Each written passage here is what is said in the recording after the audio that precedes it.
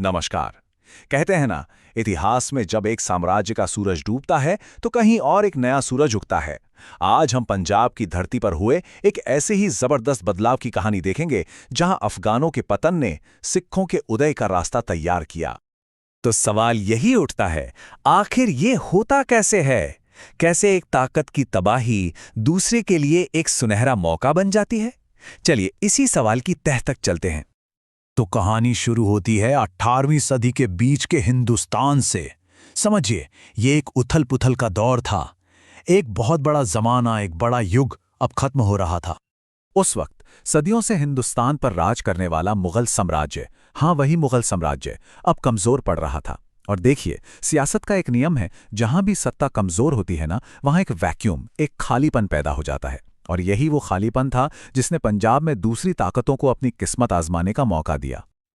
और इस मौके को भुलाने के लिए एक बहुत बड़ा खिलाड़ी मैदान में उतरा। नाम था अहमद शाह अब्दाली, अफगानिस्तान का शासक।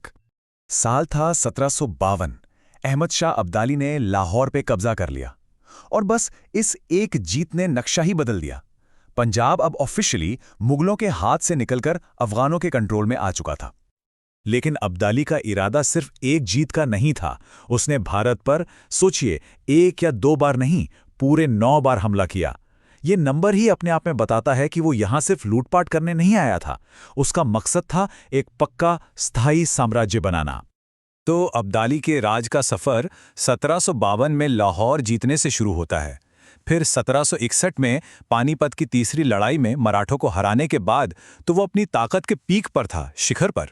लेकिन हर शुरुआत का एक अंत होता है, और 1772 में अब्दाली की मौत हो गई। और अब्दाली की मौत के साथ ही उसके बनाए उस बड़े से साम्राज्य में दरारें पड़नी शुरू हो गईं। अब देखते हैं कि यह पतन आखिर शुरू हुआ कैसे। देखिए, कई वजहें थीं। सबसे पहली तो ये कि अब्दाली के बाद जो उसके वारिस आए, जैसे तैमूर शाह और ज़मान शाह, वो उतने काबिल नहीं थे। ऊपर से उनकी नीतियां इतनी सख्त थीं कि लोग उनसे नाराज रहने लगे। लगातार लड़ाइयों ने सरकारी खजाना भी खाली कर दिया था, और आम जनता में गुस्सा बढ़ता ही जा रहा था। ये सारी चीजें मिलकर पंजाब पर अफगानों की पकड़ को कमजोर कर रही थीं। और जब एक तरफ अफगान सत्ता कमजोर हो रही थी, तो उसी खाली जगह को भरने के लिए एक लोकल पावर, एक नई ताकत उभर रही थी, और वो थीं सिख मिसलें। तो ये सिख मिसलें थीं क्या? अच्छा, इनको आप ऐसे समझिए कि ये सिखों के अलग अलग आज़ाद जत्थे थे, वॉरियर ग्रुप्स थे। और इस पूरे उथल पुथल के दौर में उन्होंने धीरे धीरे पंजाब में अपनी ताकत और अपना असर बढ़ाना शुरू कर दिया था। और उनका असर, अरे वो तो बहुत तेजी से फैल रहा था। अमृतसर, लाहौर, लुधियाना, बंगा, ये पंजाब के सबसे अहम इलाके थे। और एक एक करके ये सब अफगानों के हाथ से फिसलकर सिख मिसलों के कंट्रोल में आ रहे थे। तो अब तस्वीर बिल्कुल साफ हो रही थी, है ना? एक तरफ थे अफगान, जो कमजोर वारिसों और जनता के गुस्से से जूझ रहे थे, और दूसरी तरफ थे सिख, जिनकी ताकत बढ़ रही थी, जिन्हें लोकल सपोर्ट मिल रहा था। मतलब सत्ता का जो तराजू था, वो अब साफ साफ सिखों की तरफ झुकने लगा था। और अब कहानी में एंट्री होती है उस शख्स की जिसने इन बिखरी हुई मिसलों को एक किया और एक बहुत बड़े, ताकतवर साम्राज्य की नींव रखी। नाम था महाराजा रणजीत सिंह। साल 1799। ये तारीख पंजाब के इतिहास में एक टर्निंग पॉइंट है। रणजीत सिंह की लीडरशिप में सिखों ने लाहौर पर कब्जा कर लिया। और ये सिर्फ एक शहर की जीत नहीं थी, ये ऐलान था कि पंजाब में अफगान राज अब खत्म होने वाला है। और फिर आया साल 1819। रणजीत सिंह की फौजों ने कश्मीर भी अफगानों से छीन लिया। ये आखिरी और सबसे बड़ी जीत थी। इसके साथ ही हिंदुस्तान में अफगान शासन का सूरज हमेशा हमेशा के लिए डूब गया, और सिख साम्राज्य की बुनियाद चट्टान की तरह मजबूत हो गई। तो महाराजा रणजीत सिंह ने यह साम्राज्य खड़ा कैसे किया?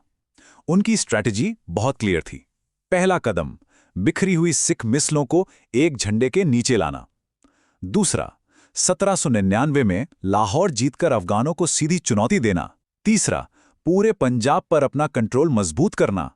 और चौथा और आखिरी कदम, 1819 में कश्मीर जीतकर अपनी हुकूमत पर मुहर लगा देना। तो इस पूरे उथल-पुथल भरे दौर का नतीजा क्या निकला?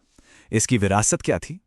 असल में ये कहानी है अराजकता से एकता तक के सफर की।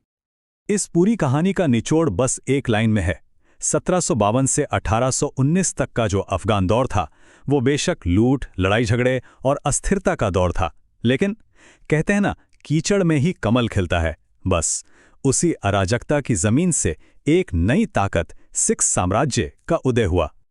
और इस तरह सिख साम्राज्य ने ना सिर्फ बिखरे हुए पंजाब को फिर से एक किया, बल्कि इस इलाके के इतिहास में एक ऐसा सुनहरा पन्ना जोड़ा जिसे आज भी बड़े फक्र से याद किया जाता है।